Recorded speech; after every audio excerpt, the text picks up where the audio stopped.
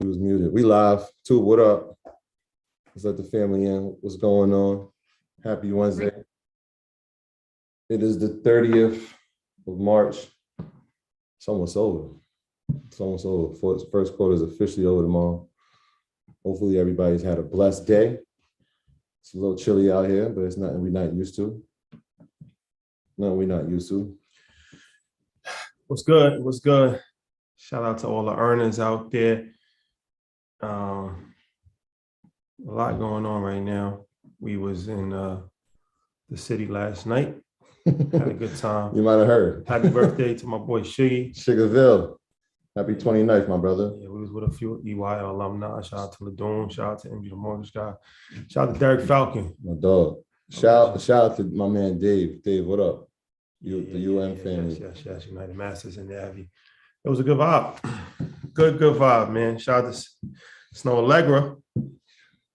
Legendary vibes only. Yeah. Our next spot is we're gonna have stage seats. That's a new vibe. Stage seats. They saying that's the next play. Yes. Yes. So let's get into this. We're gonna bring my brother Jose Rodriguez on. And this is something that a lot of people have been asking about for a long time. And surprisingly enough, it's one of these things that we've talked about business. We talked about credit a few times, but on Earn Your Leisure's platform, as far as like the podcast, we haven't really talked about business credit too much. And I feel like we haven't even spoken about credit that much. We had a few episodes about credit, but the last episode that we had about credit was a year ago. That was 13 months ago, something like that. When Jose came on, that was a big episode for us. So I felt like it would be a good time to revisit that conversation, starting 2022 off right, headed into the second quarter, to talk about business credit, talk about personal credit. And there's a lot of different things that's going on in the credit space. I just reported on something today, as far as banks allowing people to pay their rent with credit cards and things of that nature. That's interesting. So it's a lot going on. But Jose, what's going on, brother? Hey guys, what's going on, man? Can you hear me good? Yeah, perfect. Let me turn my volume up a little bit. Yeah, man. How's it? You good? How's it going? Awesome, good, man. I appreciate you guys, man. Appreciate you guys having me back on. Nah, no problem, man. I feel like we haven't seen you in so long, but that was just early this month when we was together. Yep. Yeah, when I told my wife, I said, we got Jose tonight for open enrollment. She was just like, he's just one of the nicest people in the world. I was like, he's top 5, maybe not. He might be top 2, maybe not 2. Just most genuine people I've ever met. So thank you, bro. I appreciate that, man. It means a lot. I see the new merch going off too. We got cash, debt. Cash, debit, Amex. Give me that Amex. Don't use cash. Don't use debit. Use the Amex, and then the business credit veteran hat. Since I'm the military, promote business credit. So I figure I switch it up a little bit. 5-star general. I like it. So anybody that's not familiar with Jose, he's been on our platform a variety of different times, from EYL University to the podcast to recently just did Ash Cash's show, Inside the Vault. Mm-hmm. And then of course, he's been working with DJ Envy and Caesar for a long time, doing real estate seminars with them, MG the Mortgage Guy, the whole crew. An expert in the field.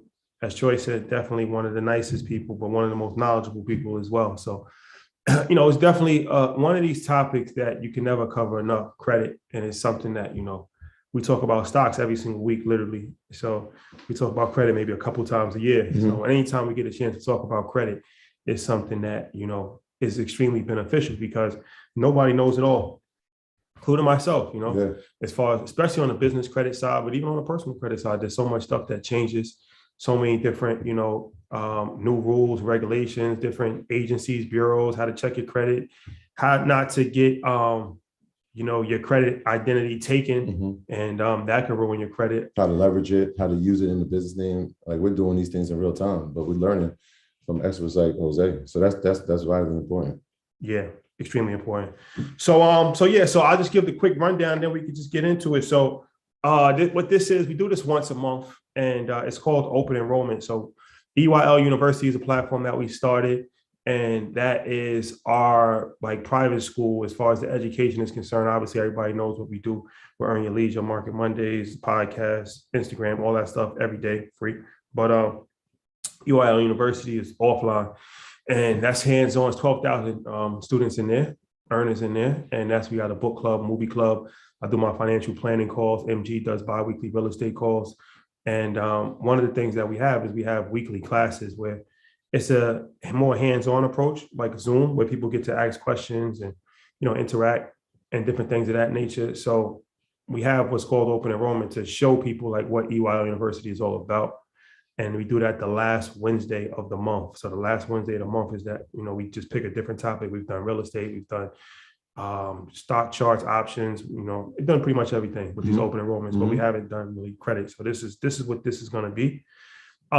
So we'll go over this. We could talk about EYL University a little bit more in detail later on. I will drop the link for anybody that wants to join EYL University. But yeah, I don't even want to waste too much time. I want to just get into it. And I know Jose got a lot to talk about. So yeah, let's get it. Hey, we forgot to mention that Jose is actually a professor at EYL University, one of our prestigious, a tenured professor. He's just that good. Yes. So Jose, the floor is yours, brother. Awesome, man. Thank you, guys. Once again, I appreciate you guys. Earn Your Leisure is definitely, a platform that, you guys having me on it, educating on it. I really appreciate it. And the honor to be on here to give people knowledge on personal and business credit, man. I look forward to changing some lives today, man. So let's get into it. Those of you guys that don't know me, my name is the Credit Dude, Jose Rodriguez. I served my country in the Marine Corps, and now I'm serving the community through credit. I own a company called Got Credit because, we're more than just a credit repair company. There's a lot of power, as you guys can see, in education, in actual knowledge. And the thing is it's not so much knowing how to fix your credit. I believe there's more power in learning what to do when you fix your credit and when you get your credit to a certain point. And that's what I'm here to teach you guys. You know what I mean? I think that a lot of people don't realize that even with a 680, 700 credit score, you can make a lot of money, or you can start a business. You can still work your 9 to 5, and you can still do a lot of damage. And I think that one of the things that I really want people to understand is you don't need a perfect credit score. Like, you don't need an 800. Stop chasing I make a joke all the time with the New Balances. You put the New Balances on, you got an 850. The thing is you don't need an 850, an 800, even a 750 to really take your life to the next level. And the reason why is because there's something called business credit. And business credit is one of those things where a lot of people may not understand it, but it's really easier than you think.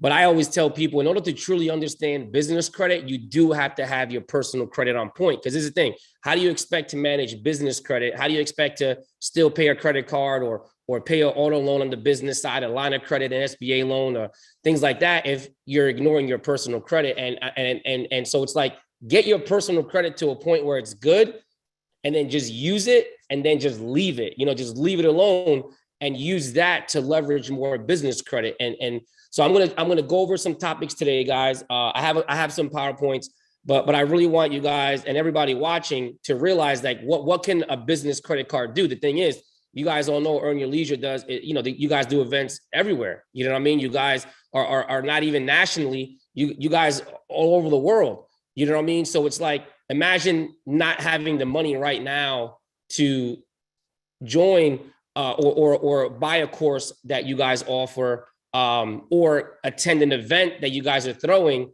But imagine if you open up an LLC for the simple purpose of education, and that could be your business. Your business is you're educating yourself, and who knows what could happen when you attend an Earn Your Leisure event.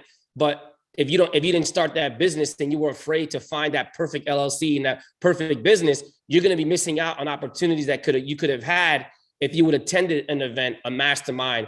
And that's the thing, is you having a business doesn't necessarily mean you have to have all this income coming in. You can still open up an LLC and reap the rewards of meeting people in certain rooms. You know what I mean? And that is the thing, is where I want to just touch base with you guys today. I'm going to share my screen. That's cool, right? To share my screen a little bit? Yeah, I think you got permission to do it right now. All right, cool. So, all right, guys. So Got Credit. Follow me on Instagram. Earn Your Leisure, hashtag the biggest.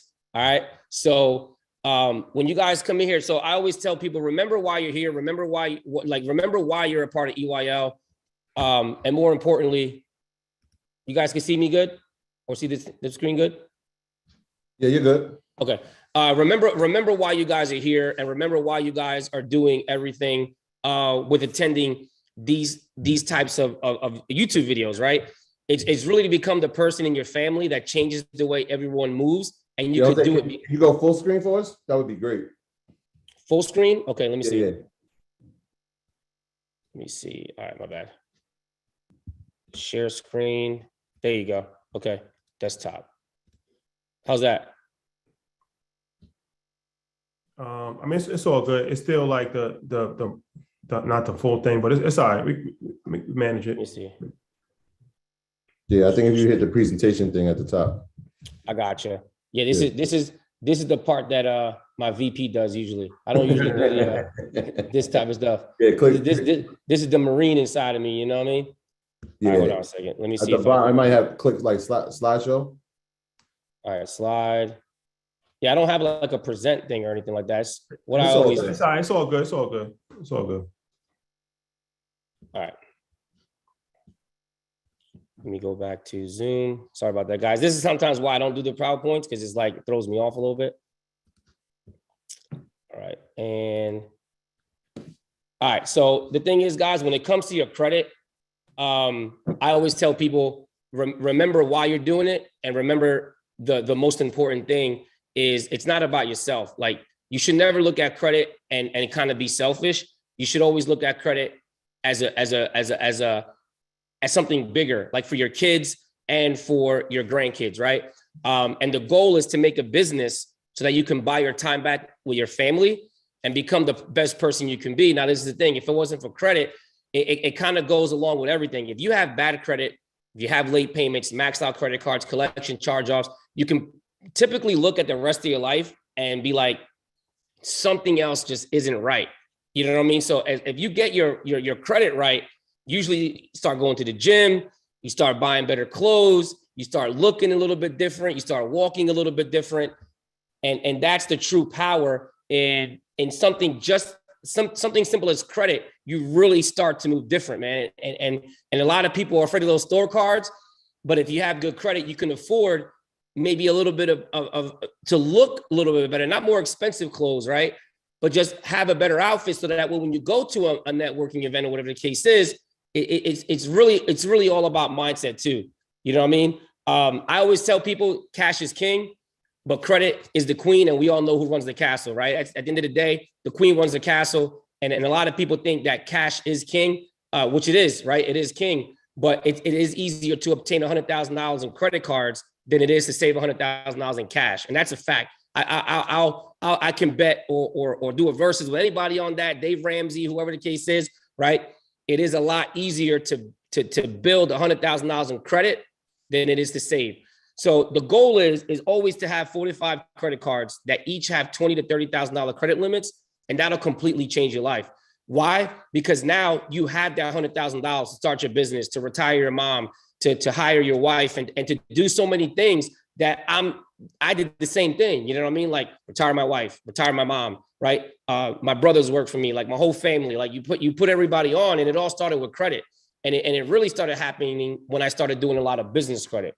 You know what I mean? So just remember, guys, that there's a lot of power in credit. All right. 2 things real quick that I always want to go over, because I do want people to understand that when it comes to your credit, if you're late, that can affect up to 192.5 points. And if you max out your credit cards, that's 165 points. I made a post on this the other day on Instagram. So if you max out a credit card and you're late, that can affect your credit score about 350 points. You know what I mean? So make sure that you guys are still keeping that down. And this is why business credit is so powerful. And I'm gonna tell you guys why. All right, this slide right here. Make sure you guys are monitoring your credit. You can go to gotcreditmonitoring.com to go ahead and monitor your credit for like $20 a month. That's your personal credit. Okay. The business, there's nav.com, which I've talked about a lot.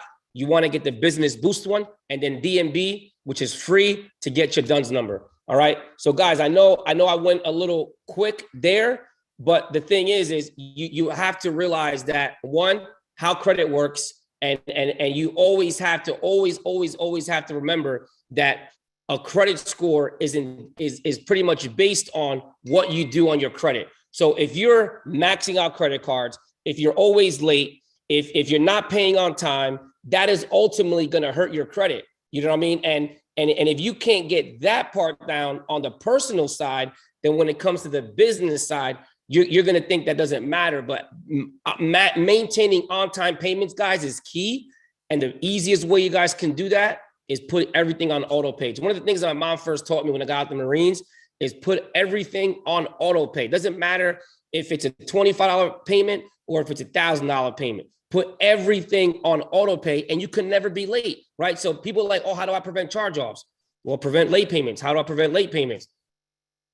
Prevent a late payment by putting everything on auto pay. You know what I mean? So it all starts with your habits in the beginning, so that way you never get to the worst part possible, which is a charge-off, collection, judgment, and then you got to hire people like me to help you out. But instead, if you teach your kids about automatic payments, your grandkids, your cousins, your niece, like you could really change a lot of lives just with the auto payment, and it's free. All right. So as you guys know, there's been a lot of changes in the credit world and the credit space and things like that. One of the biggest ones, guys, that we've seen this year, which is pretty crazy, and I actually like it. A lot of people don't like it because it obviously, if they do credit repair, it's gonna affect their business. The thing is, guys, as of July of 2022, this is probably the biggest update. As of July of 2022, paid medical collection accounts are going to come off the credit. Okay, this is big. This is a lot of what I see when people hire us. They're like, yeah, I paid a collection account 2 years ago, 3 years ago. You know, I'm able to get approved for credit cards and mortgages, whatever the case is, but I just want it off my credit. Well, the great thing is, guys, is now medical collections are going to come off your credit if you pay them. That's powerful. Why? Because even after July of 2022, if you get a medical collection on your credit report and you pay it, you don't have to get that letter anymore that says, hey, will you remove this from my credit? This is going to change the lives of so many people that were affected either by COVID, you know, unfortunately, maybe had a surgery, a copay, whatever the case is. So if you have paid a medical collection right now, right? A lot of people are like, oh, I'm just going to wait until July of 2022 to fix my credit. Like, don't wait, because that's like 4 months away. You still want to jump on still cleaning those blemishes now. The other thing is that's big. That's big, Jose. It's huge. It's huge. And the key word is paid, right? They have to pay it off in order for it to come off. Correct. They have to pay it, because back in the day, if you paid a medical collection, it would still stay on there, or you have to work out an arrangement with that collection agency to remove it, which we all know doesn't always work.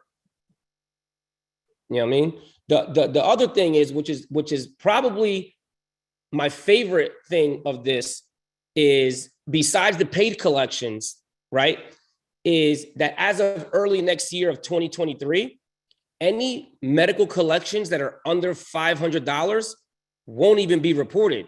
So if you have a medical collection that's $499, $500 and below, which is a copay, which is maybe just, you know, the co-insurance or whatever the case is, even if it's unpaid, as of early of next year, those are not going to be reported anymore, right? So that's my favorite part of this new medical bill that came out, is that's another thing that we see people with, you know, $200 collection, $300 collection, $400 collection, and it drops their credit score 200 points, 100 points, whatever the case is.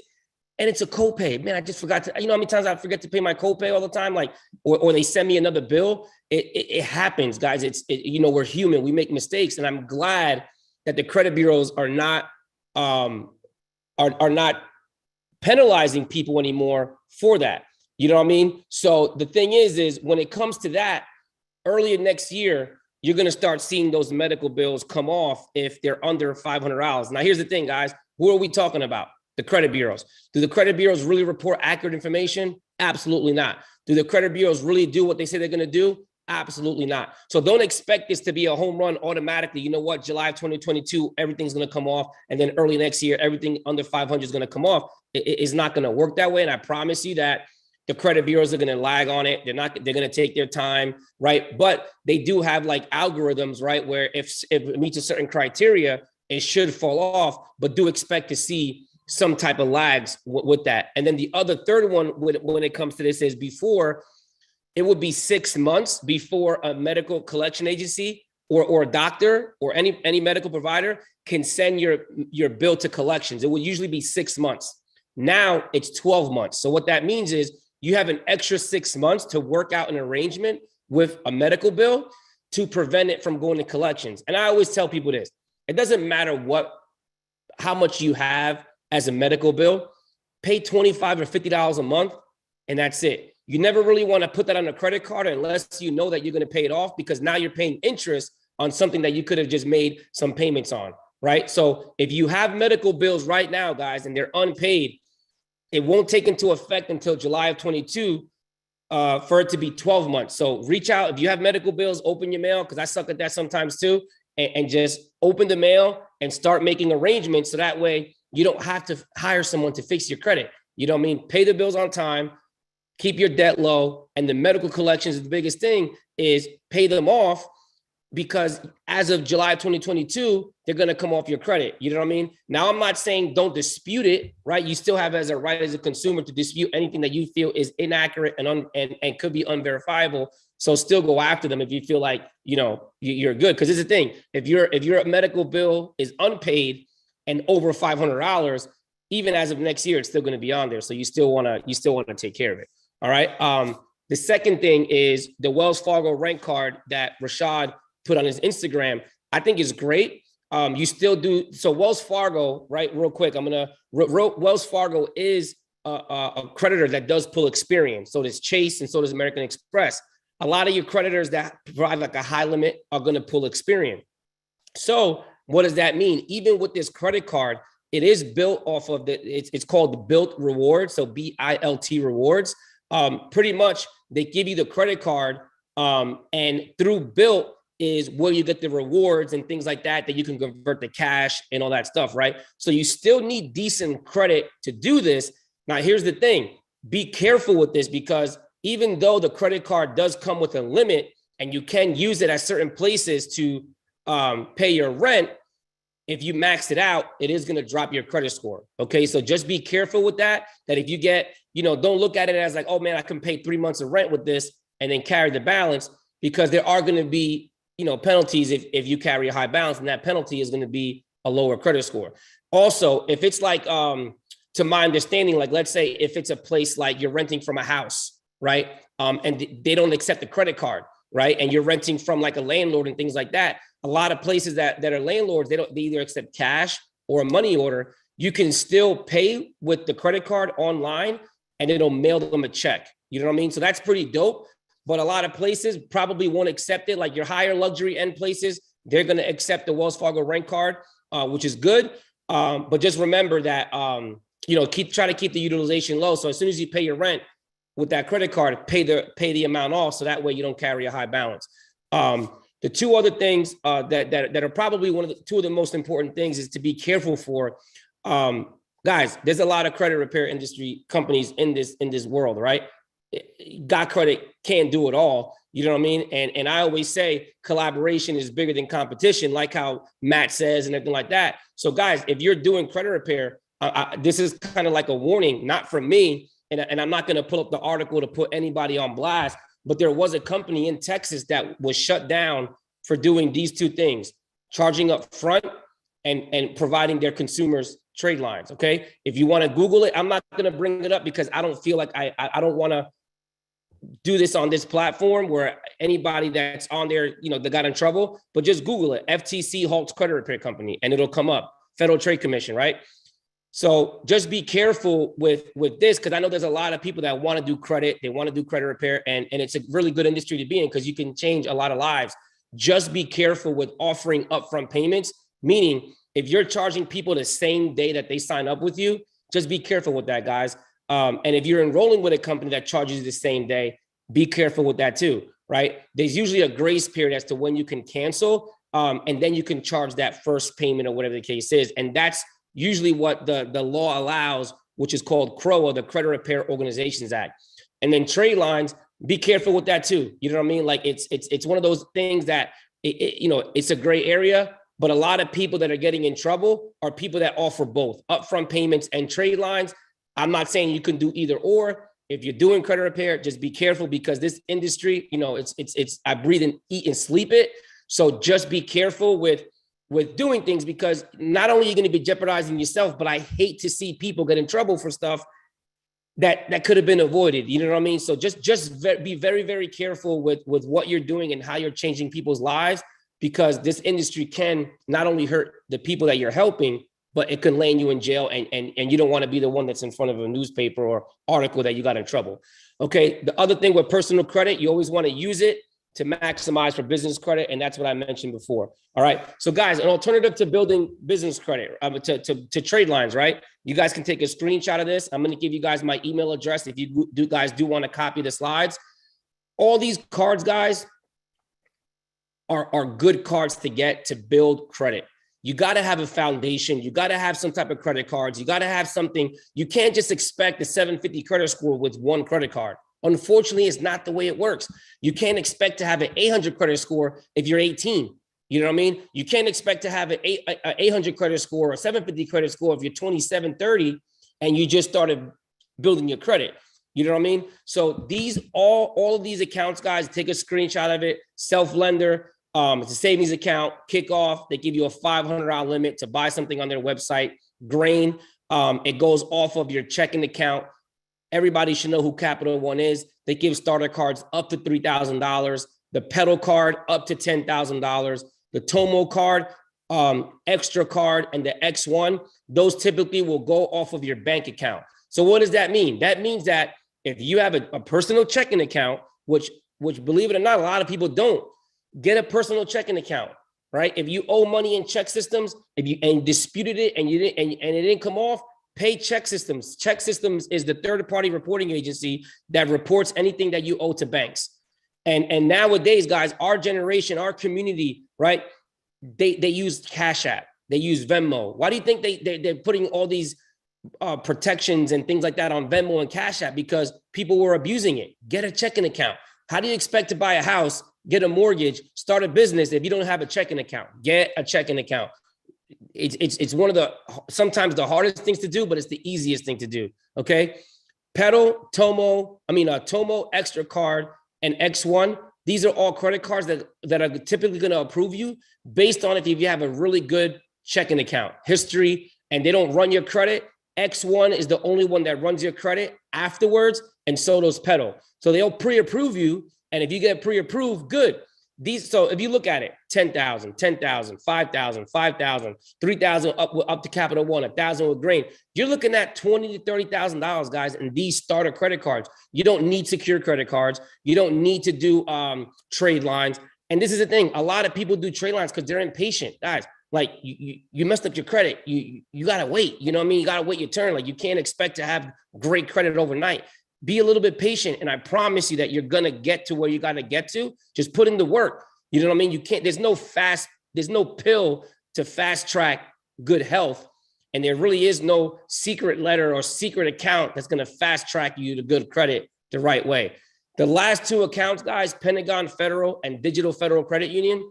These are two great accounts to have, especially if you're looking for a checking account and things like that. You could open them with $5. And they give really good limits when it comes to even people that have subpar credit. And subpar credit, guys, is like 600, 620, things like that. All right. So those 10 accounts, guys, should get you to a point where if you have no credit at all, those are 10 accounts that you can use right now to apply for credit. Take a screenshot. For the ones that say bank account, is there a minimum you need to have inside the account, like maybe $500 or $1,000 to get approved? No, it's crazy because I've seen people with no money in the account but have good history get approved.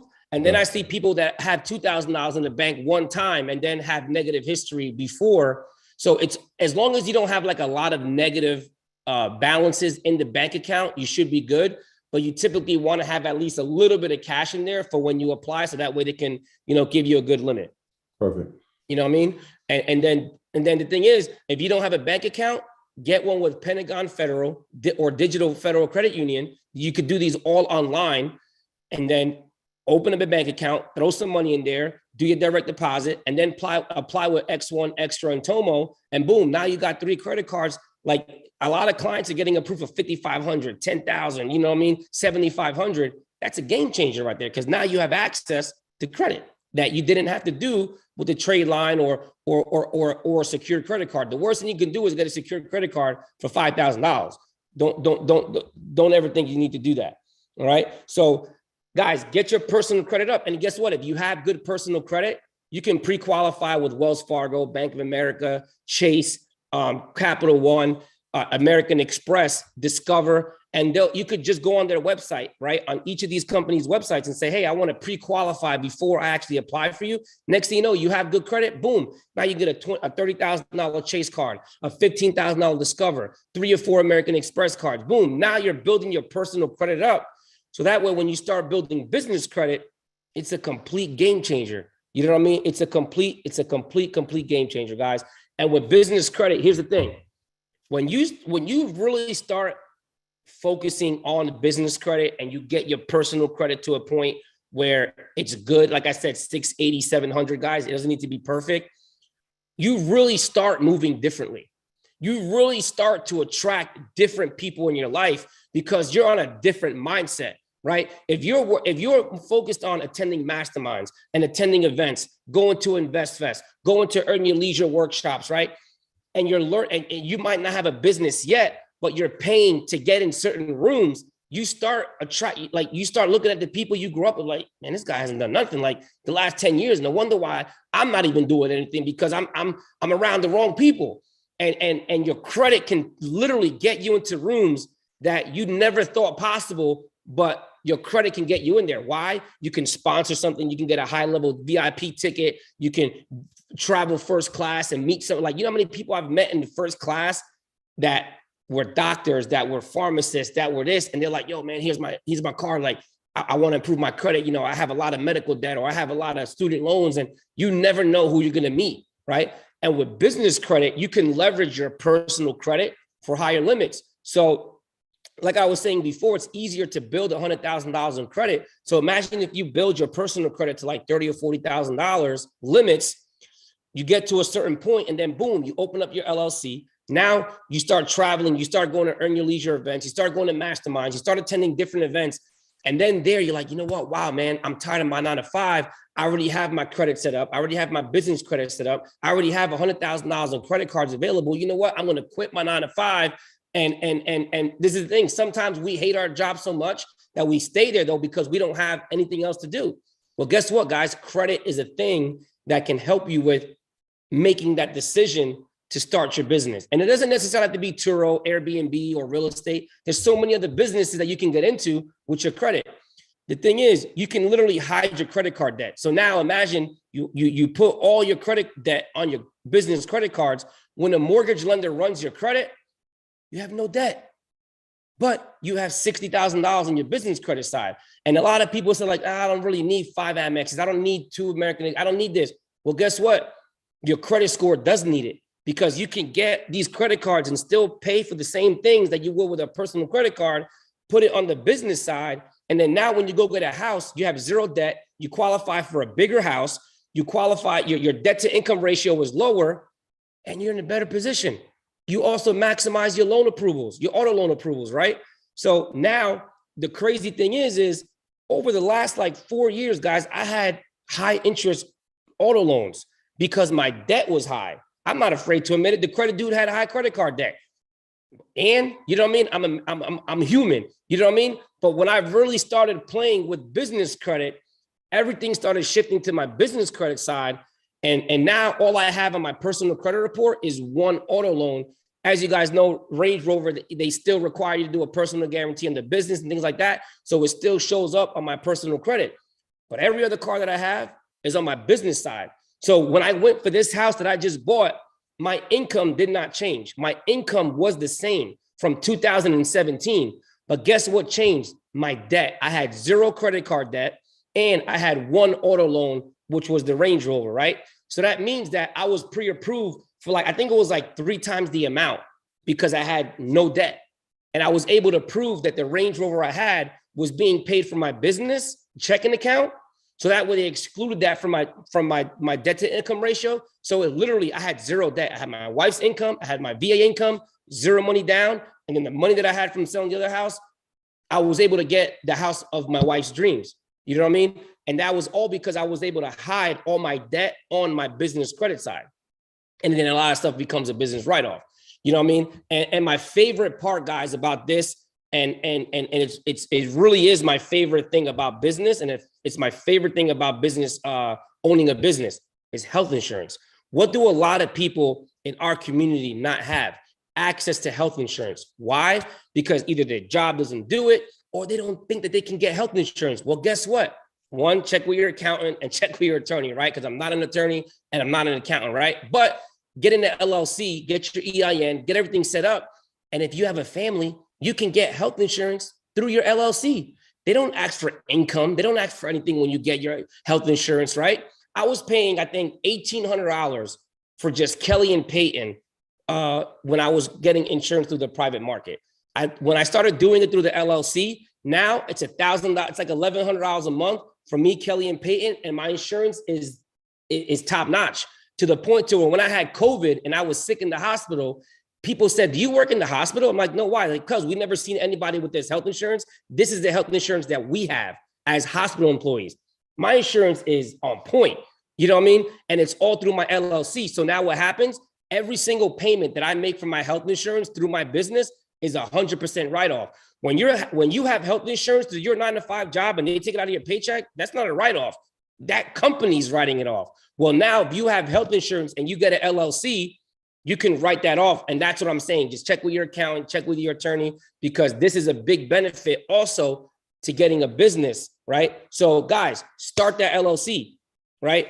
Creating an LLC is a lot cheaper than you think. You have a lot of resources. You go to LegalZoom, there's attorneys in Earn Your Leisure, right? Or you can just go on your on the state website and do it yourself. You know what I mean? Use your personal credit to secure higher limits, and then just leave your personal credit alone. Because there's a lot of power in business credit, guys. There's so much power than you think. All right, higher limits. You can get a line of credit. There's a company called Fundbox, Fundbox, Fundbox, that you can apply for a line of credit with them, and they'll say, "Hey, you can either get a line of credit or we'll give you a loan." And you can choose which one you want. And it's all based off of the revenue that's going into your business, right? And there's another company called Blue Vine, right? So I could type this in right quick so you guys can make sure you spell it right. Is Fundbox. Let me just add while you type it in, Jose. Great information. Everybody hit the like button. Hit the like button. It's extremely important. If you're on your phone, just hit the X and you can see the like button. But I'll add to this business credit conversation. It is very, very important. Business credit, as you said, the limits, like I'll take my own personal example. I have like an 800 credit score, something like that. And I don't know how much personal credit card limits I have, but let's say altogether it's like, I don't know, 50,000, something like that. Just throwing a number out there. But on the business side, it's pretty much unlimited. So we have like an Amex. We have 2 Amex cards, one for EY University, one for Earn Your Leisure. And it started with they each started with like $50,000 limits. And then as we use them now, I don't know what the limit is. Is there a limit now? It's like, no, they upped it. We got on the phone with them last week. They actually called us because, they saw that the points that we were accumulating, and were like, look, you guys could actually get more. And so I know it's probably 6 figures at this point, just because of how we've been using it. So we spend probably close to $100,000, maybe over $100,000 a month on these credit cards. Now, it is extremely important to be financially responsible, because like the cards that we have to pay every single month. Mm-hmm. So it's not like a gimmick where you can just, run up a business credit card. You still got to pay it. So don't use the credit card if you can't pay it, right? That's financial literacy responsibility. But it gives you so much more leverage than personal credits, because I still don't have that kind of limit on my personal side. And I have excellent credit score. And I've had these credit cards for years, like over 10 years. And we just got the Amex cards last year. And we have over 6 figures that we can use. Yeah. Like, I bought all my watches on a credit card, because that's the only way that I can do it. Other than that, I have to get like a whole process to actually get, a certified check from the bank. And, you can't take out that kind of money from the bank, and it's a whole headache. So I could just use my Amex card, then I just pay it back right away and just transfer it from my personal account to the business account. So having a business credit card gives you so much leverage. And as long as you use it responsibly, they up your limits all the time. Mm-hmm. Yeah. Yeah, man. No, man, I definitely think you hit the nail on the head with with that, you know, the great thing about American Express is, you know, I started, you know, everybody knows I filed bankruptcy. American Express was in my bankruptcy, whatever the case is. I finally got my credit cards back in 2020. I got 2 of them back. And then last year I applied for 6 more. So I got 8 Amexes. And when I got those other 6, they started me with $10,000 preset spending limit. So there was no limit, but you get a preset spending limit of how much you can spend per card. And right now, that was July of 2021. We're in March of 2022. And I'm already at like 150 per card. You know what I mean? So this personal credit is not going to do that, just like Rashad said. And the great thing is you don't need it to run your business credit up. So now you can actually get, like, imagine if you have with 4 cards, $250,000 each, that's $1 million in credit. Like where can you get $1 million loan? Where can you get $1 million line of credit? Your credit and your business credit is going to allow you to do it. And just like you said, man, just be careful when you run that up.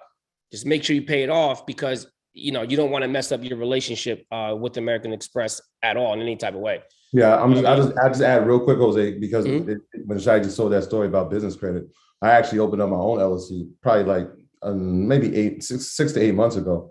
And because, and on your episode, when I talked about being a personal guarantor and having a line of credit through my parents, right? Like I was an authorized user. And so my credit history was so long. When I opened up my own LLC, the first thing they said was like, would you like a line of credit? I'm like, all right, fine, I'll just take it.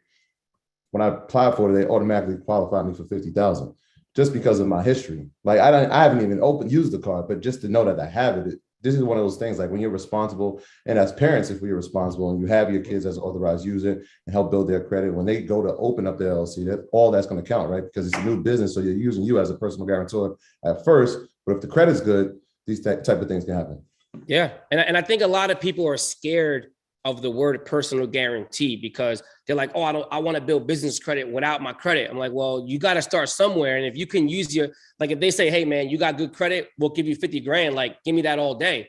So don't be afraid to use your personal credit as leverage to get business credit, because that's truly like how you're going to do it the right way with getting those high limits, man. So that's dope, man. Congratulations. Love to hear stuff like that. So guys, the 2 companies that I said is Fundbox and Blue Vine. Those are 2 places, guys, that you can get a line of credit and even a loan, even if you have subpar credit, right? But as long as you have some type of revenue coming through the business, you can do it. And the other area, guys, that's really good, I recommend Chase. I love Chase. I think they're one of the best bank accounts out there for business, just because they're national. And if you need anything, you can always, if you're in Texas or California, you could always access a Chase Bank, right? But Bank of America has a pretty dope program. You open up a business checking account with Bank of America. You deposit money, whatever the case is, use money. And typically after 90 days, they will offer you a line of credit as well. And that's just access to cash. So what can you do with a line of credit? A lot of stuff. Imagine if Bank of America, Blue Vine, and Fundbox each gave you 30,000. Imagine if that's 90 grand right there. Imagine if each American Express card gave you 25,000 to start. Boom, that's another 100,000. Next thing you know, you're at almost $500,000 between personal credit, business credit, lines of credit, net 30s. It's endless. You know what I mean? And that is truly like, if I would have had even $5,000 when I opened my business, it would have been a game changer. I had nothing. I had $500. You know what I mean? So the other thing too, guys, with purchasing equipment, what do you need? You need a computer. You need a MacBook. You need an iMac. You need photography equipment. You need a TV. You need microphones. Guys, you can do that with Apple and Dell. And the other one too that I forgot to put here as well is Amazon. Amazon offers net 30 accounts and also invoiced accounts. So you could actually go on Amazon. I think everything's on Amazon. You can even buy food, clothes, whatever the case is. Amazon will actually also offer you a business credit card, not the American Express one, okay? Actual Amazon has like a store account that you can get. And imagine if now you want to start a photography business, you want to start a video editing business, you want to start any business, you need equipment, you need a computer, you need good equipment. Dell, Apple, and Amazon are 3 places that you can literally get credit, okay? And if you got to use a personal guarantee to get it, it's okay. It doesn't matter. And also, guys, the other one, you guys can just Google this, Walmart. It's called Walmart Community Card. They're giving right now the Walmart Community Business Card, okay? is giving right now, I believe it's anywhere between $5,000 to $10,000. I think everybody goes to Walmart. I really don't know anybody that doesn't go to Walmart. Okay, but Walmart will give you anywhere between $5,000 to $10,000, no personal guarantee. So this is another great credit card to have to build your business credit. What do they have at Walmart besides clothes and food? They have TVs, they have video equipment, they have cameras, they have iPhones, they have, blenders, they have everything, pots and pans. If you're a cook and you want to start a cooking business, whatever the case is, if you want to start a bakery business, it's endless, guys. You got to think outside the box when it comes to starting a business. And that's truly what business credit does. It allows you to think outside the box. Net 30 accounts are great, right? I still love Net 30 accounts. I've done a lot of videos for Earn Your Leisure on which type of Net 30 accounts to get. There's the Ulines, there's those type of credit cards. But guys, gas cards is a game changer. Look, I just got, this is one of the credit cards I have. It's called Fuelman, right? Fuelman gave me $25,000 credit card. You know what I mean? What you gonna get? You ain't gonna use $25,000 in gas. You know what I mean? But the great thing is if you have sales reps, if you have drivers, if you have other people working for you, whatever the case is, gas is expensive. But if that's a business expense, hey, everybody, here's a gas card, whatever the case is. Now gas is not an option. Hey, go to this event, do this, do whatever the case is. And it's a revolving credit card. So even if you max it out, it doesn't matter because that business credit card debt is on the business side. It's not on your personal credit. So even if you run up $5,000 in gas, but you're going to make it back with going to the events and dropping off merch and doing this, whatever the case is, it's okay. So anytime you go to a gas station, look at the actual credit cards of what they accept, whether it's WEX, Fuelman, whatever fleet cards they accept, 76, Wawa, 7-Eleven, Quick Check. All these places have gas cards. So if you eat there and you put gas in your car, why not get a gas card from the places? Next thing you know, you get a Slurpee, it's a write-off because you're going there to put gas in at the same time. All right. And then the last thing, guys, is putting the vehicles in your business name. If you are watching this and you're never going to get a business, this is the thing. A lot of people say, once again, get with your accountant, get with your attorney. Oh, if you don't actually have a revenue or whatever the case is, you can't really put a card in your business. There are certain places that still will, do it if you have strong business credit or you use your personal credit as a guarantee. Now, not every place is going to do it. Obviously, with some places, you still got to show bank statements. You still got to show personal credit. But trying to get like a car that's under like $60,000, $70,000, they typically won't really bug you for a lot of paperwork. And you can use that to put Turo. You can use that to rent out. It's endless. So don't think that just because you don't have a business right now, but you need a car to start a business or to drive to an EYL event or to drive to a networking event. If you ask me, you're starting your business and you can still become an entrepreneur without having any revenue coming into your bank account. All right, guys. So if you guys want to connect with me on Instagram, all right, the Credit Dude, you guys can just click the link in my bio and schedule a call with us if you guys need extra help. But if you guys become a part of EYL, you guys know this open enrollment. You guys get me every month. And I love to educate. So, join EYL, guys, and you guys will get me educating you guys every month as well.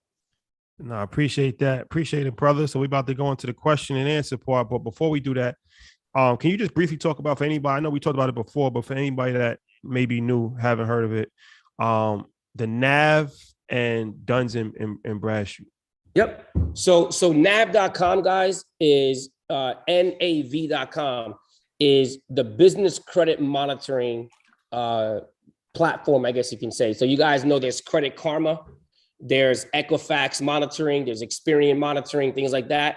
So nav.com provides the business credit monitoring for each business credit report. There's Equifax business, Experian business, and then there's your Dun & Bradstreet, right? So when you sign up for nav.com Business Boost, and you make your monthly payment to them, it's like $40 a month, they actually will report a payment to each of the business credit bureaus. So that way it actually activates each of your business credit profiles if you have no business credit. So imagine you paying Experian.com $30 a month and they report that payment to the personal credit reports to build your credit. It doesn't happen, it doesn't exist. But on the business side, it does. With Dun & Bradstreet, that is pretty much the biggest business credit reporting agency like Equifax, Experian, TransUnion. It's just the biggest one for the business side. And they have what's called a DUNS number. A DUNS number is kind of like your social, kind of like your EIN. It just classifies you as a business. And it's kind of like your reporting number. So a lot of times when you apply for business credit, they're going to ask you for a DUNS number, and you can go on dnb.com and get it for free. You don't got to pay anybody to do it. You don't got to pay Dun & Bradstreet to do it. It's all free. So when we talk about business credit, I mean, when we talk about personal credit, we know that the score range goes from 350 to maybe 850, right? So obviously in the business side, how is that score translated? Is it different? I know does DNB doesn't report the same way because it's like the EIN number. How does that score get calculated? So on the Dun & Bradstreet, it goes from 0 to 100. So that's the paydex score. It goes from 0 to 100. And typically, if you pay your bills on time, you know how you have like 0 to 30 days before you can be late. The earlier that you pay with Dun & Bradstreet, or the accounts that report to Dun & Bradstreet, you either could get a 90 or 100. So if your bill comes in today and you pay it today, you're on track to get 100, right? But as long as you pay your bills within 30 days, which is the net 30, you get an 80. On Experian, it's called the Intella score, and that also goes up to 100. Experian also has like a risk factor of 1 to 5. So you want to make sure that you're closer to 1. And how do you get closer to 1? Pay your bills on time, try not to max anything out, and that goes up to 100. Equifax business typically goes up to like 580. So you really, a lot of people are like, oh man, my Equifax score is 500. Like, you're fine. That's okay. They only go up to 580 anyway. So you're typically good. And that's it. So it is a little bit of different algorithms. And that's why nav.com is so great, because it gives you each of your business credit scores every month.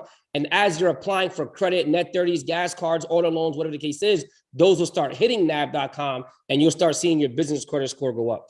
Perfect. And TransUnion doesn't participate in the business side? No, they just never got into it. Okay. So yeah, this is all the information that you never learned in school, and most of us just never learn. Period. And you go through life and you just are ignorant to this stuff because you just don't know it, right? And it's not something that you usually are having a conversation with, because usually your social environment is very similar. People hang out with people similar to themselves. Yep. So millionaires hang around with millionaires, billionaires hang around with billionaires. People that struggle and living day to day, they hang around people who are struggling living day to day. It's not something that's wrong with you, but that's just what it is, right? Mm-hmm. And if you are living day to day, you are living paycheck to paycheck, you are just doing that, then this isn't a conversation that you're really having. The conversation that you're having is a lot different than this, right? So the whole point is to actually expand your mind, even if you don't have the friend circle that you might necessarily need to build. That's why we created a community where you can actually learn and get this insight, get this information. And even if you can't really fully understand or grasp everything at one time, what happens is that it's like learning a foreign language. The more you hear, the more you actually are around an environment with encouraging people, then that actually becomes more comfortable for you. So it's like anything that you do, the people that you surround yourself, the information that you surround yourself with is going to determine your future. So you can, watch reality TV, gossip, or, indulge in all kinds of negativity. And that's what most people do. Mm-hmm. And that's why most people will never reach the level of success that they want. Or you can, do what very few people do, whereas, you surround yourself with positivity and education. And that is really the key to unlocking your true potential in life. So I agree. That's what we did with EYL University. As far as, we created a system. Earn Your Leisure period is a platform to learn. And EYL University is just an extension of that, just, pretty much on steroids, where it's a community where, anybody can watch a podcast, anybody could be on social media. But if you're part of a community, you in Zoom, we have accountability groups. We have, groups infinity groups inside of it. I do financial planning calls every single month with a couple hundred people that's tapped in. They get to ask questions. And the next part of what we're going to do is different than like just what we do on a podcast, where now this is actually like an interactive, situation where you can ask questions that's specific to your individual question, as opposed to trying to DM somebody or hit somebody in the comments. We know how hard that is to record, to answer to that. So, Earn Your Leisure, we have over 150 archived classes. We do classes every single week. We do financial planning. We do real estate. We have groups. And it's a community. We're going to do live events just for EYL University members. So last time we did this, we had dropped the price to $6.99 for the entire year. And we kept that running actually all the way to the to this. Mhm. So that will change on Friday because I'm gonna let everybody that hears it on the audio. We're gonna put it out on audio on Friday. But after that, it'll go back up to. It'll still be a discount. It'll be $1,000 for the whole entire year. I mean, I think that's. I mean, you know, that's why I say I always am baffled by that. Like I've had semesters where my books cost more than that. No, it's not. It's, I mean, it's not even a sales pitch. It's like, you know, if you want to be a part of it, $6.99 for the whole year. If not, then you know we still love you. You just get the free information that we just put out on YouTube. It's not for everybody. It's no pressure, but that's just, you know, it is what it is. So yeah, I think we put together one of the most impressive bodies of works that has ever been put together, and you know, at a price that is almost free if you really look at it from that standpoint, you know. So yeah, I put the link in the description. We could put the link in the as pinned on YouTube also if you want to take advantage of that. So I guess it's like 48 hours until Friday. You can take advantage of that. And yeah, we love to see you on the other side. We're working on a couple other things too that really going to take EY University to the next level. But let's get to the questions. This is my favorite part of this whole situation is where people get to ask questions. I'm back at it. Let's see if I still got it. Toya, we coming to you. Toya, unmute yourself. You've been unmuted. What's going on? Hi, everybody. How you doing? How's it going? Oh, good. I had put my questions in the Q&A, but I'll just ask like one. Okay, so as far as credit cards, is it a bad thing to carry a zero balance on your card for a long period of time? I asked because I've had 2 credit cards that I have for like 8 years, and they just like you know, at one point they reduced the limit because they said I hadn't been using them. So is it better to like keep that 10% on there or to have a zero balance nowadays? Yep. So I do see that happening a lot. And I always tell people, you know, keep your credit cards on auto payment, right? And then if you know, you don't have to use every single credit card and max every single credit card out. But in order to prevent them from closing or lowering the limit on a credit card that's 8 years old, 5 years old, whatever the case is, make sure it's on.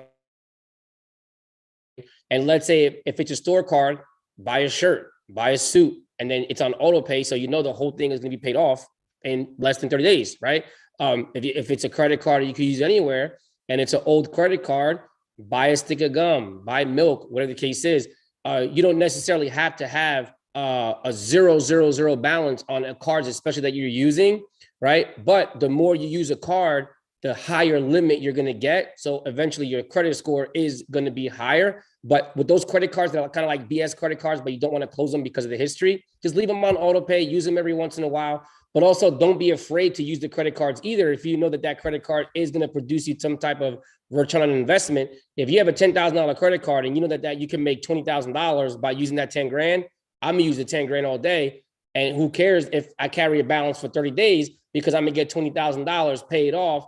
And then you get a business credit card or whatever the case is. And that's the power. What I'm saying, like if you get the business credit cards, it really doesn't matter how much you charge on it. But with the personal cards, put them on auto pay, use them every once in a while. So that way they don't close them out. Yeah. And you can use it for specific things. Like I'm a huge sneakerhead. And so I have an Amazon card that has great rewards on it. I use it only for my Adidas app. Like I don't use it for anything else. And I don't buy Adidas too often. But if I do, it's just like I know that's that credit card and it's on auto pay. So it's like, boom. And then it builds up my points with them. And then so now I get access to certain events and I get access to early drops. So you could just have the credit card specifically for one thing. Yeah, it happened to me where they closed the credit card and it dropped my credit score a little bit because I wasn't using it.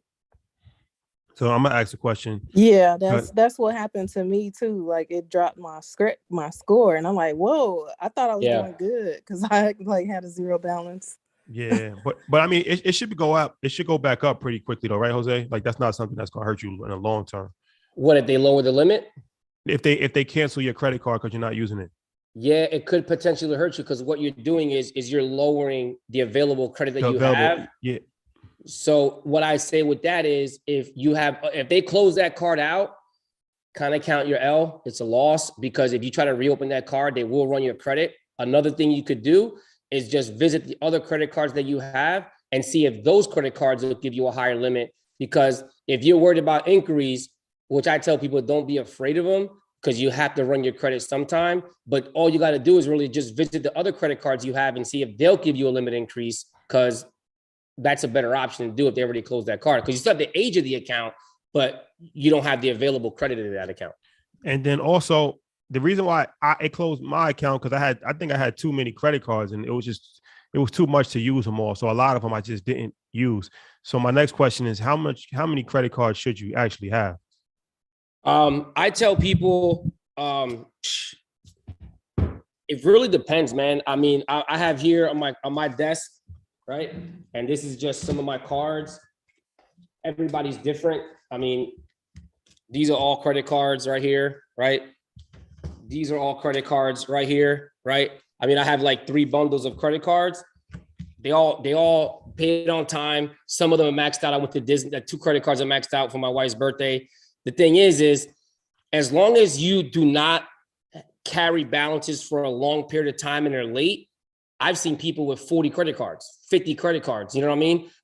As long as it becomes a business at that point, trying to manage it all. But I always tell people as many you can handle, but just don't get all those 40 credit cards in a year. You're going to have to build it up, every couple of months, apply for a credit card here and there. So as long as you don't have inquiries, 4 inquiries a month, and then late payments and maxed out cards, I tell people take advantage of as many credit cards as you can and handle, because what if you lose your job one day? What if something happens and if you have $100,000 in credit cards, but you can only make the minimum payment, that might save you from losing your house, from losing your car, or whatever the case is. So use credit still as a resource, as a savings in case something bad happens. And so I always tell people, as many as you think you can handle, that you're not going to max out. And that's a very broad question, because I don't want people to be afraid to have 20 credit cards. You know what I mean? Because it could save you one day. We appreciate you, Joy. Thank you. Yeah. All right, let's see. Here we go. Rachel, we are coming to you. Unmute yourself. You've been unmuted. What's going on?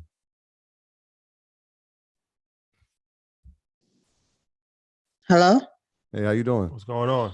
Oh, I didn't know y'all were gonna pick me. I was just looking at the show. I didn't know you were gonna pick me. Oh, it's all good. You got a question? But no? I do have a question, but I just wanted to say this real quick. I just wanted to say that I just thank you guys for doing what you're doing, because when I was like growing up, I'm like 40 now, but when I was like in my 20s, I had a good job. I worked for corrections or whatever, but I never knew this type of stuff. So now that I know, I'm like catching up, and I joined the stock club and everything and got my house. I just want to say that you guys really helped me. That's all I have to say. Hey, Rachel, thank you. And I want you to say 40 with pride. Like, I don't want you saying that like that's old. Yeah, I'm 40. Don't do that. I retired from my job. I'm 40. I got into real estate. I did all these great things, but I had no one to like back me. I found you guys, and now I'm like, it's on and popping. I love it. Love to hear it. Thank you. Appreciate that. But my question is real quick. What's the best, in your suggestion, what's the best bank to start your business credit in? Your business checking account. Say that one part again. I'm sorry. What's the best bank for business checking? Yes. I love Chase. I just love Chase, because Okay. Chase is everywhere. Mhm. And if God forbid you're on vacation and you're applying for a mortgage or a business bank account or a loan or whatever the case is, and they need something, Chase is usually everywhere, and it's very accessible. So that's why I like Chase. I Thank guess you. we concur, right? Like that's kind of who we use as well. We both had personal accounts there. And so when we opened the business, it just made sense that they can see all our finances. It's really streamlined. So that's who we use as well. So Chase. Yeah, I use Chase. I got a lot of accounts with Chase, but I will say that it is important to diversify your banks, because even I have an online Capital One savings account. Mhm. You never know. You never know what can happen. And, they freeze your account. Anything is possible.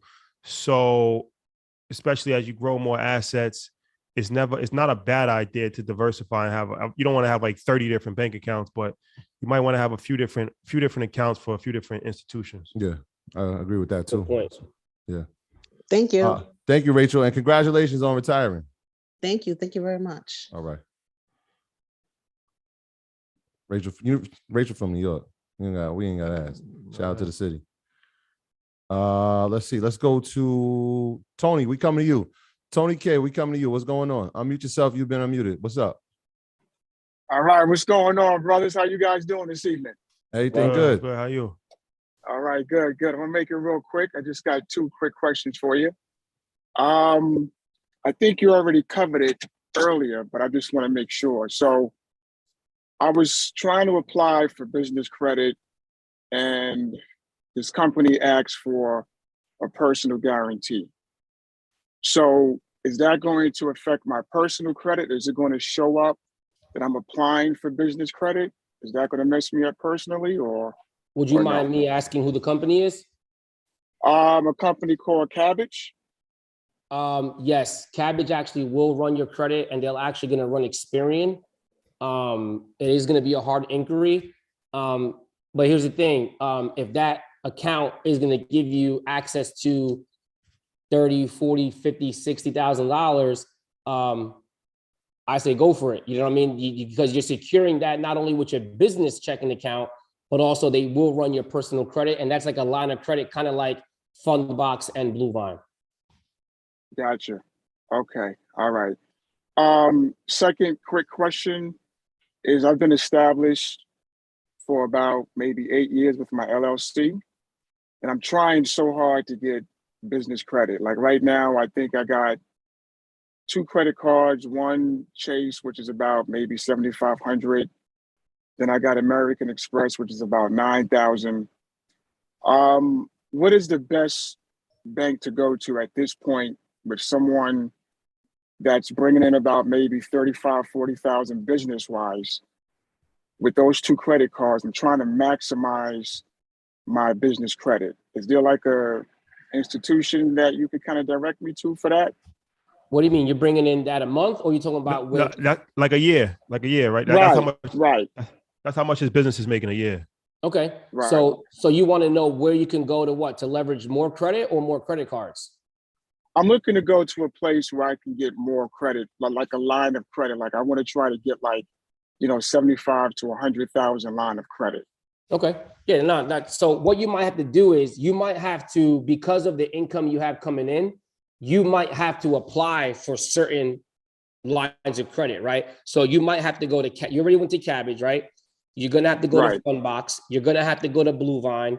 You're going to have, like I was saying before, Bank of America is a good place. Who do you bank with right now for business? I'm actually with Chase. Okay. Chase is my bank right now. Chase does have some products that you can apply for. They do ask for a little bit more information.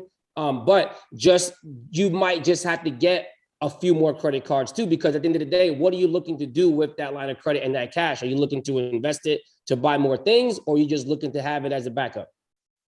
No, like I'm looking to actually invest it. Like I want to buy, some real estate and get into some other business ventures with the business credit.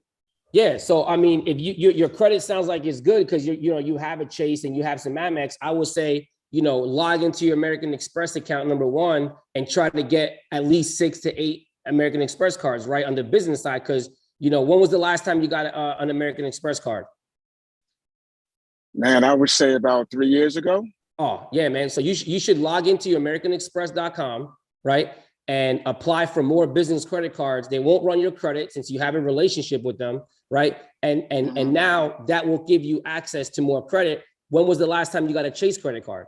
The one that you have?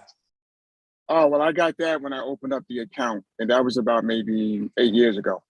So, and that's a Chase Ink card? That's the Chase Ink card, right? That's correct. Well, then get another Chase Ink card since it's been that long since you got it. So now you got Chase Ink. You can get up to 6 American Express credit cards with no inquiry. You got Cabbage, you got Bluevine, you got Fundbox. And I think that'll be enough to get you started where it's actually giving you cash and access to credit right away. Perfect. All right.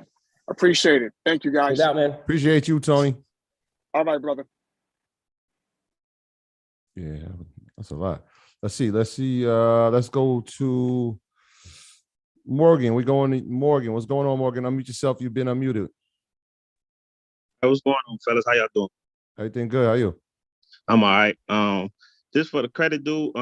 So I seen the class that you did about the American Express cards, and I actually did it. And I got 4 cards that night. My question is, those cards that I got, and I also have already did the Bank of America, and I got a card in Bank of America in my business name. But none of this is reporting on my NAV credit report. Like I got the app, I downloaded the app, I paying for the service and everything, but none of it has posted. And I've had the car and the Bank of America card for over a year. The credit cards through American Express, I've only had for probably like 3 or 4 months, but I'm just trying to figure out how to close that gap. Like I was trying to walk through all of the things that you said and, crossing all my T's, dotting my I's, but it's something that I'm missing. Okay, so one, congrats with getting those credit cards and things like that. When it comes to those credit cards, the American Express, they won't really report to Dun & Bradstreet. Those are typically going to report to Experian. Your auto, you said you got the business auto loan already too? Yeah, I got that through Bank of America.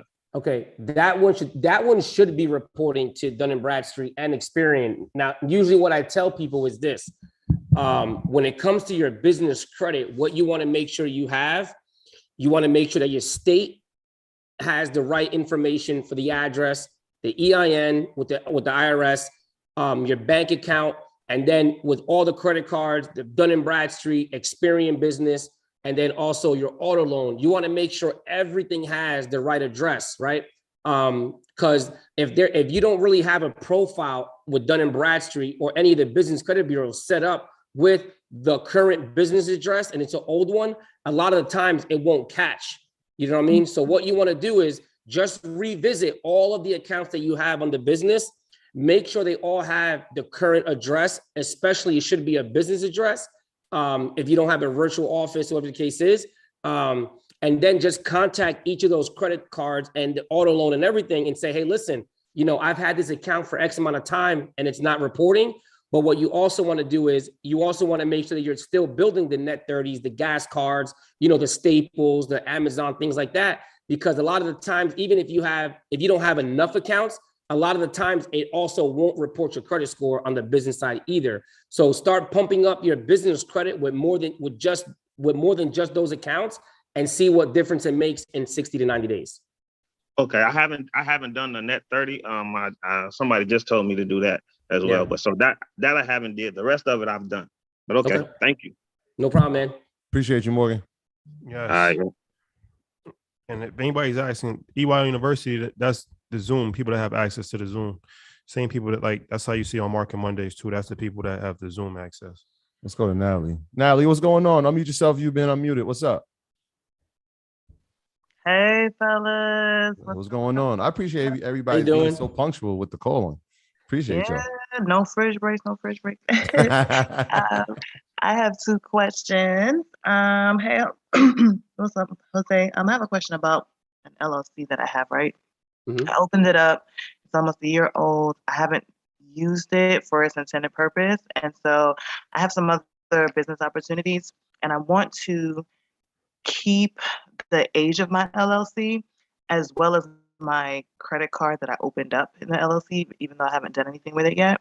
So how do I preserve the age of the LLC as well as preserve the card that I have? Because I'm coming up also on my renewal. Can I just change the name and update the info and keep it? How do I do that? Yep. So what you want to do is you do want to get with an attorney with that, just to make sure that you're able to do it. Because it depends. If you have a pizzeria and you're trying to do a consulting business, you might not be able to change the name of it and do the same thing. You know what I mean? So what I would say with that 100% of the time, get with an attorney that, or legalzoom.com, whatever the case is, and just make sure that when you're changing the name and changing the actual business of what you're going to be doing, that you're able to do it and that you're not going to get in any type of if there's a business license, you got to get it, whatever the case is. And that's one of the reasons why I always tell people kind of have a blanket LLC name, Rodriguez Management LLC. And you can typically do several things under that LLC and not really have to change the name. But it's if you name your business, Rodriguez Painting, but you want to do landscaping, that's kind of where if you would have just named it Rodriguez LLC, Rodriguez Management LLC, and then DBA, Rodriguez Painting, Rodriguez Landscaping, Rodriguez whatever, you're still able to kind of do things under the same umbrella. But I always tell people, get with an attorney because every state varies and you just never want to get hung up. And even if you got to lose the age of the account of the LLC, you might have to, you know what I mean, to make sure that you're doing everything by the books, legit, and within the law that the state that you live in. Yeah, I was worried about the NAICS code. I thought if I just changed the NAICS code in the name, I could do it, but I'll research that some more. I appreciate that. My other question is, so for the credit cards that we apply for, right? I used your tips as well on one of our calls, and I was able to get a couple of Amex cards, and I got my Chase Ink card, so that worked out beautifully, right? But my question is, if I'm the personal guarantor, right, on these business accounts, and it's not like true business credit because it's not under my EIN, right? They ran my social and it's in my business name, but I'm the PG. So do the same rules apply on these cards as your personal credit, as far as like if you max out the card on your personal credit cards, it would harm you because the utilization works against you. So is it the same if you apply for a credit card in your business name and you're the personal guarantor? Is it those same rules, or is it the business rules where utilization doesn't matter? So that's a very tricky question. One second, Jose. Mm-hmm. Who's gonna meet you real quick, Nally? Yeah. That's a very, it really does depend, because, you know, your business credit utilization doesn't matter as much as your utilization in the personal side. But if you have all of your business credit cards maxed out and you're not paying your net 30s on time, that is going to eventually hurt you. But if you have 2 or 3, like, you know, I have maxed out credit cards on the business side, and I hide the debt. And it's not going to hurt you as much when you apply for more credit cards, as long as your personal debt isn't maxed out, if you're using that as a personal guarantee. So remember, if you're going to be using your personal credit as a guarantor for business credit, typically your personal credit is going to have a bigger factor on your approval than anything on the business side. So even if you don't have the income, the business credit score, the age, whatever the case is, as long as your personal credit's on point, that will typically be good. But if you do max out the business side as well, it typically is not going to hurt you as much as if you had maxed out credit cards on the personal side, if that answers your question.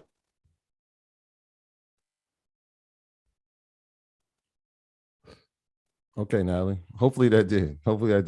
Real quick, we got one in the chat. Shout out to all the earners that's in the chat. We see a lot of hands. We're gonna try to get to as many as possible. There was somebody said RG's having a mic issue. Said my husband bought a car last month under a personal credit, but he wants to transfer ownership in his LLC. He has his EIN number. How can we do this by transferring over? Can you do it is a question, I'm assuming. Oh, I think you got muted.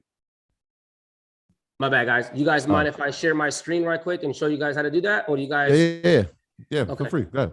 Okay. So what you guys are going to do, I will drop, all you got to do is search business is Bank of America, business auto loan. Okay. So let me go ahead and share my screen. Business auto, all you got to do, Bank of America, business auto loan, right? This link is going to come up. I will put it in the chat section for everybody that's here. Okay. And if anybody wants to drop that on the YouTube channel as well. But when you go here, right, all you got to do, if it's in the personal name, all you're going to do, apply now. It's a refinance. Put the loan. Is it a Bank of America auto loan? If it is, it is. If it's not, put no. Put the amount, $50,000. The loan term, 72 months, 60 months, whatever the case is. Do you have an online account? No. I like to continue without logging in. Put the VIN number, look up the vehicle, follow the directions, and boom. And you can typically refinance the car that's on your personal credit and put it into your LLC, even if your LLC is new. Bank of America will typically allow up to 4 auto loans per LLC. So what does that mean? They will run your Experian credit, right? But check it out. You were going to run your credit anyway on the personal side to refinance it to get a lower payment. So now imagine if you guys just said you guys have EYL University and Earn Your Leisure, right? That's 8 auto loans that you can get with Bank of America. So that is a big bar. I You know just what I I mean? just went through this process too, and they were trying to tell me, I won't say the dealership, but they were saying that I couldn't do that. I had to get it in my business name off the like once I did it. So that's a big bar. And in addition to that, and I know you said it earlier, one of those things is obviously you're going to be a personal guarantor because your business is so new, if it's so new. But making sure that you make your payments in your LLC's name, because like you said, when you're trying to get a home, that debt to income ratio, you need to prove that, hey, they're going to look at that loan amount, they're going to count it towards your debt to income. If you can prove that your business is paying for it, like you said it earlier, I just want to reiterate it, it wipes it away. It doesn't count towards your debt to income. So make sure that when you get it in the LLC's name, make sure the payments consistently are coming from the LLC. And then when it's time to, if you're trying to get a home or get a mortgage, you can show those payments and have that payment history to prove that it's not really a part of your debt to income, your personal debt to income. Absolutely. Yeah. All right, let's go to Franklin.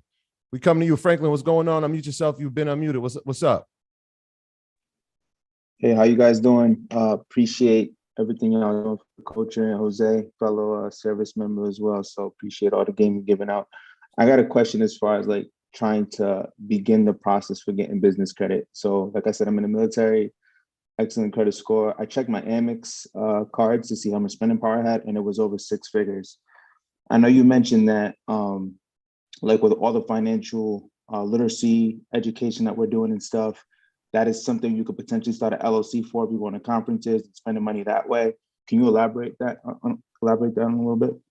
Yep. So one of the biggest things that people fall into debt with, and you notice it with people, student loans, right? What are they doing? They're going into debt because they are spending money on education to ultimately either get them a job or start a business and things like that, right? Well, you could kind of do that with an LLC too. And that's why I always say, check with your accountant, check with an attorney, right? Just to make sure that you guys are doing everything in the legal parameters. The thing is, if I own a business right now, if I have a business credit card and if I'm going to Earn Your Leisure's event and I put the airfare, the hotel, Uber, the actual price of the ticket, I can put that on an LLC on my business credit card, and then it becomes a write-off, right?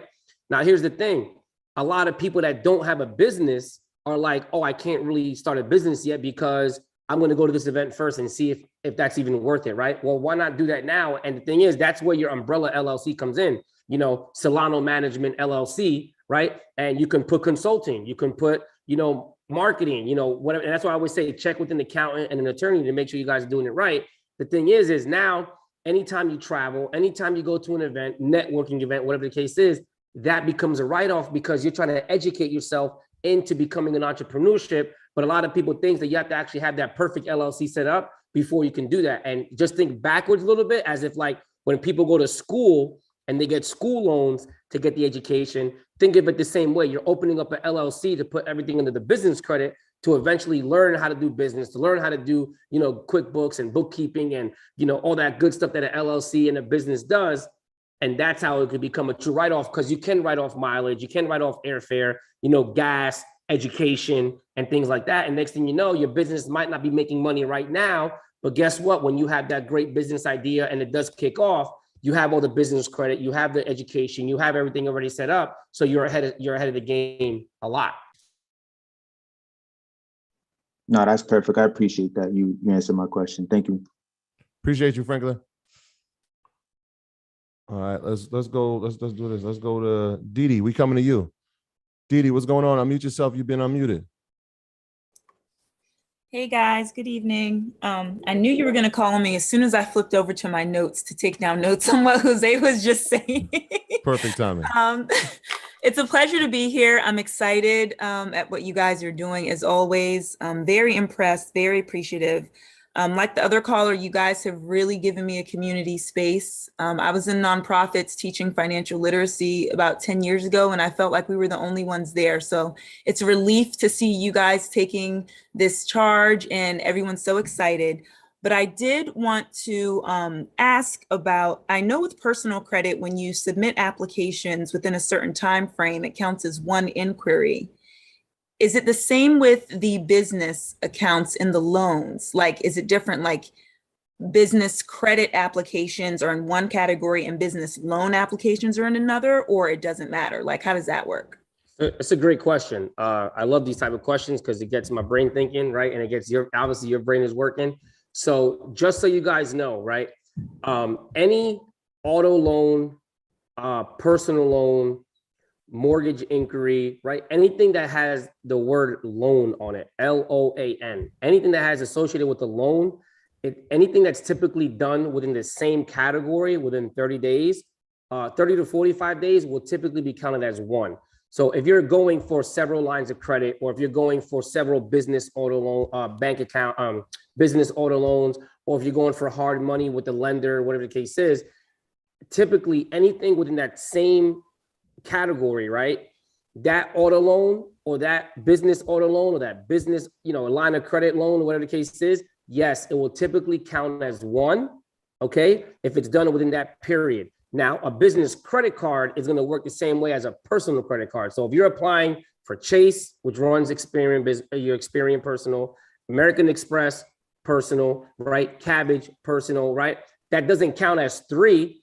It only counts as it doesn't count as, that's going to count as three separate ones. I'm sorry, because you have your American Express, you have your Chase, and you have your Cabbage, right? So that's three separate auto loan, three separate inquiries, okay? Because so every single credit card inquiry, no matter if it's personal or business, is going to count as one, but any a loan inquiry in the same category within 30 to 45 days is going to count as one. So even with an auto loan company that you go to the dealership and they run your credit 10 times, it doesn't affect your credit score 10 times. It only affects your credit score once if it's done within the same period. Okay. Thank you so much. I appreciate it. Thank you, guys. No problem. Thank you, Didi. Didi said I get back to my notes. I appreciate you. All right, let's go to Christian. We coming to you. Unmute yourself. You've been unmuted. What's going on, Christian?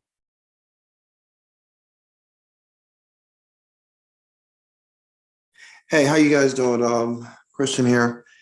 Quick question. Actually, two questions. One is for Rashad, and so for some of us that have been grandfathered in, we've been with EYL from like just before COVID. Do the rates go up for us as well, or does it change? Then No, that's a good question. It stays the same, and that's just like a stock. It's people that got in early, they so some people got in at $99 for the entire year, and then every year it'll just be $99 as long as they want to renew. So they renewed that price at $99. So that's another benefit. As the value goes up, as the information goes up, as more and more videos get archived, then the price changes. But whatever you pay, you lock in at. So whatever price you got, what price you in at? I got in, I think, at $299, something like that. Yeah, 299. So Yeah. now it's 2,000, and so Yeah. there you have it. Good investment. Yeah, man. One of the best investments I ever made. Now, the other question is for Jose. Jose, I met you at Event Fest. I also wanted to say thank you for the credit card, the American Express play. I don't know if you remember, but it was like 6 cards that I applied for at the same time, and it worked out. So Awesome. shout out to you. Keep doing what you do. I have so I applied for a Chase card. Big mistake. And I think because one of my friends had told me just do it, you get $200 off a flight. We're going to Jamaica, and and I think I used it. Spent about $1,000 on it. The limit is about $2,000, and now my credit score dropped from 825 to 790. How can I fix this? Just paid off. Oh, I paid it off already. And it has the balance already showed on the report at zero? No, this happened like 5 or 6 days ago, but I was traumatized. I was like, how the hell you go from 825 to 790 because of one stupid card that I didn't even need? I'm gonna tell you why, because the limit is 2,000, your balance is 1,000. So when that balance reported, even though the balance is only 1,000, you're at 50% utilization for that card.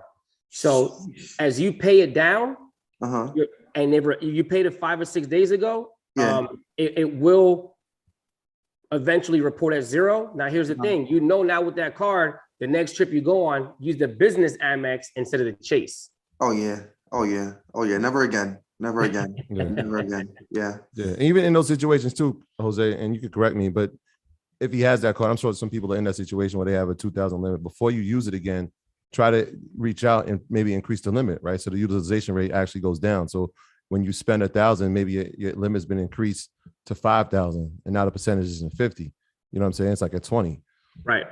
And the thing is, man, not even only before you use the card, but if you get approved for a credit card and you say your credit score was over 800 and they only gave you $2,000, what you want to do is pick up the phone. Even if your credit is subpar, meaning like 600, 620, 650, anytime you guys get approved for a credit card, call them up and say, hey, I got approved for a $2,000 credit card, but if you look at my credit, I have $5,000, $10,000 limits. Is there anything you can do with increasing it right there? Because not only will it save you an inquiry, but yes, when you do use it, the utilization will be so low, it really wouldn't matter. You know what I mean? So definitely try to get the limit increases sooner than later, so that way they don't run your credit again. Yeah, more trips to Jamaica, Christian. I just want to cancel it, man, because I don't fly. Yeah, thank you. Anyway, thank you. Appreciate you. All right, cheers. All right, Let's get a few more questions if we can. let's go. Ralph, we coming to you. Ralph, what's going on? Unmute yourself. You've been unmuted. What's the deal? Peace, salams. Appreciate you calling me. One, I'm a EWL earner, and two, I joined the Credit Academy about, I think, last month in February. So I'm plugged in on both sides. And appreciate what you guys are doing for our people. This financial literacy is incredible. Questions for Jose. Jose, so I was on the Zoom earlier today, so I'm waiting for a link to sign up with the credit coach.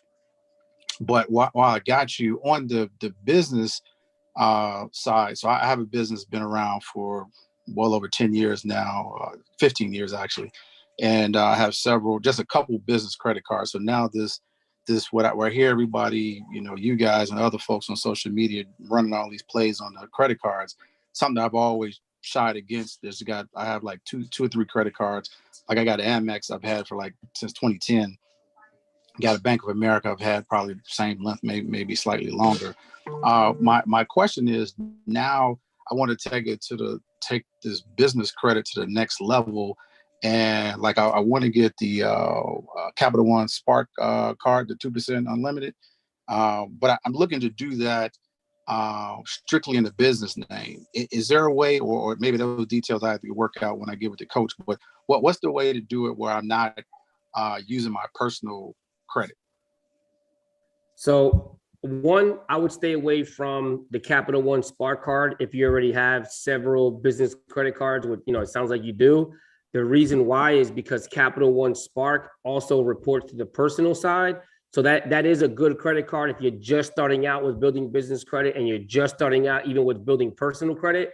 Capital One Spark is going to run all three bureaus, because any Capital One credit card, they're going to run Equifax, Experian, and TransUnion when you get a credit card with them. Doesn't matter if it's the Capital One Quicksilver, Spark, Venture, doesn't really matter. So I would stay away from them.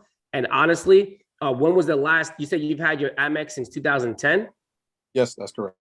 Okay, and it's a personal or a business? No, it's business. Okay, so what you should do, log into your American Express account online, americanexpress.com, not the app. Yeah. Look at whatever business credit card you want.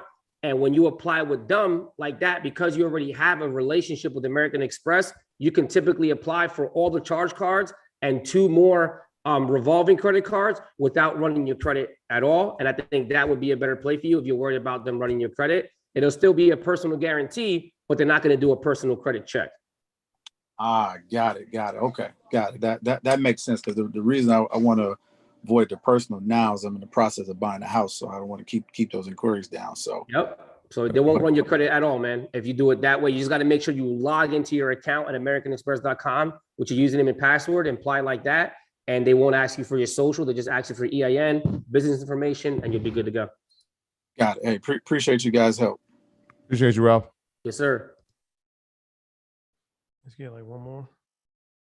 And Jose, before we get to the last question, Jose is teaching a class in a couple of weeks. So anybody that wasn't able to get their questions answered, make sure you tap into that class. And he actually teaches, I think, 3 or 4 classes for us a year. He do once a month. Yeah. Once a month? Yeah. So credit class once a month. Yeah, he's actually a 10-year professor where he teaches a class regularly for EYO University. So this stuff literally they get this all the time. And this is just one facet of it. We ain't talking about the real estate, we talking about the financial planning, the book club, all that stuff. So, the value, like I said, the retail price for EY University is $2,000, but right now it's $699. So $699 is the actual price right now. And that changes 48 hours. Like I said, we're still running a sale. It'll probably be 50% off. So it'll probably be $1,000 on Friday or after Friday. But yeah, it's $699 right now. That's what we did last time. And we just never changed it. We just let it run for a whole month. So I don't know. It sounds like it's like a good deal to me, but if you're interested, click the link if you want to be a part of it. But I mean, the information is priceless. Candace. Hello. I see you already there. I ain't have to tell you to unmute yourself. You got the final question. What's going on? Oh, wow. That's awesome. Okay. So I joined you guys, I can't remember, back in September, I think. And I started following you guys, following Jose and him 500. And you guys were talking about, I remember trying to get credit cards. And before, my credit was like 590. And today I got a new score from Experian and it's 708. Congratulations. I've never been 7 ever in my Yo, life. congratulations. Fire's in the chat for Candace one time. Right? Congratulations. Love it. So my question, I was listening to someone and they were saying there's a 24/5 rule. Because what I was trying to do the other day, I tried because my scores had jumped up. I was trying to get a Sam's business card because I want to start my Airbnb. And I was trying to get a Sam's business card and I didn't get an immediate approval. And I still haven't gotten the letter, saying why, but is it because I've already done so many credit cards? And because I got my car refi, I got 2 new credit cards and I tried to do a couple other things and I did all of that in January and February. So Okay. do you think So the 524 rule typically applies to Chase. That's the biggest one that I've seen it with, meaning that if you have like 5 or more open credit cards in the last 24 months, that's typically like a Chase rule. But with Sam's business, did you had to provide a personal guarantee for that? With the Sam's business? Go ahead, Candace. No. So with the Sam's business, I tried to add it in my, no, they didn't even ask me for my personal. Yeah. I don't know what that was. Sam's Club, BJ's, Costco, they should never ask you for your personal credit. So that has nothing to do with the personal credit side and has everything to do with the business credit. So build your, you have the LLC and how long have you had the LLC open and everything and started building business credit? I've had my LLC since December. Okay. So what you want to do is start building more business credit, right? Get nav.com business boost. That'll give you an automatic trade line for each bureau. Build the regular accounts, Uline, you're in EYL. So watch the videos that I did on the proper steps to building the business credit. Okay. Get some gas cards. And then in like 60 days, go back to Sam's Club, BJ's, Costco, things like that, and apply again, and you should get approved. Okay. All right. Perfect. Thank you guys so much. Thank you, Candace, and congratulations on that 700. That's life-changing right there. Thank you. I'm so excited. Sure. Amazing. Jose, always a pleasure, man. Before we go, I want to give you an opportunity to talk because I know a couple people have asked, like, how can they contact you or different things of that nature. So can you talk about that? If they want to work with you or what kind of services you provide, stuff like that. Yeah, no doubt, man. I mean, thank you guys again. This is awesome.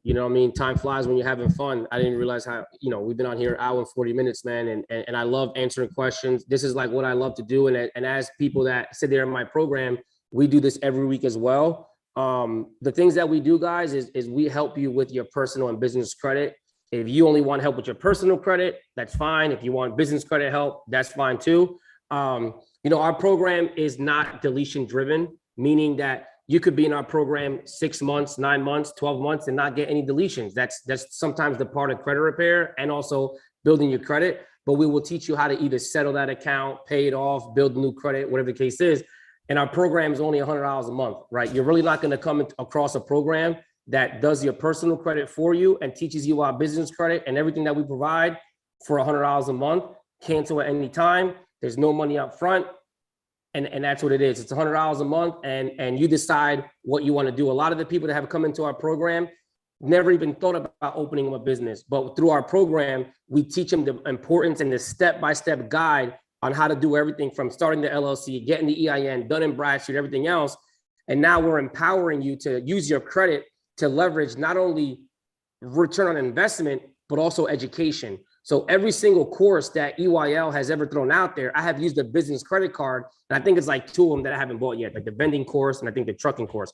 Everything else, I've bought it because there's power in education, and you could use your credit for more than just buying supplies. You can use your credit to leverage more education and to help you enter rooms that you never thought possible, guys. So, you know, like I said, my program is not a 3-month program, 6 months. I'm not going to promise you a credit score. I'm not going to promise you any deletions, but I will promise you the access to the God Credit Academy, where if you do the work and we help you do the work, you have credit coaches here in the US. We're going to start doing, you know, tours and things like that where we're going to see our clients. But give me 12 months, dedicate 12 months to me, and I promise that I'll change the trajectory of you and your life and and your family as well. There you have it. Appreciate that, Jose. And once again, Jose actually teaches monthly for EYL University. Very, very good guy. Actually has helped family members out, my family members out. So definitely recommend him and his services for sure. And yeah, once again, EYL University, this is what we do every single week. Jose comes once a month, but we do everything. It's not like an investment club. It's not just real estate. It's everything, literally everything that we talk about on your leisure, everything from entrepreneurship to investing to cryptocurrency to real estate to credit to, yeah. So, you know, everything. And like I said, it's a community. So we have infinity groups inside of it. We have book club, movie club. We got the financial planning calls, and actually you get access to MG the Mortgage Guys Home Buyers Blueprint. I forgot about that. So you get access to the Home Buyers Blueprint, which is like 10 hours of education, every single thing that you need to know. That alone is probably worth volume 1 and 2. Volume 1 and 2. Yeah, everything you need to know about how to buy a home, how to rehab a home. It's like 15 hours of information that's included with EYL University membership. So I mean, it's crazy. So yeah, so we got the sale running, $6.99 for the entire year for 12 months. And that's going to run to the end of Friday, I think. So if you're interested, click the link, EYL University, and sign up, man. Anything else you want to talk about before we head out? It's almost an hour and 45 minutes. So watch the replay. The replay will be on YouTube, and then we'll put it on podcast outlets for study hall. That'll be out on Friday. So if you want to listen to it in your car, check it out on Friday on the podcast outlets, and then this replay will be available on YouTube. Yeah. And make sure when you join that, we have orientation. And so a lot of people, you know, when they start school, they're the new kid on the block, they don't know where to go. And so we have orientation. Shout out to Jan. I know she's in here right now, that she leads you through the process, right? So we have over 150 videos archived, but they're sectioned into your interests. And so once you find your interest, not only are you going to find videos there, but you're going to find people who have like minds inside that space too.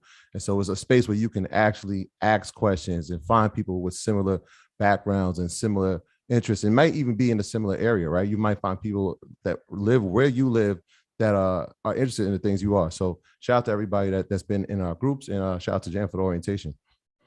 Yeah, that's it. All right, guys, been real.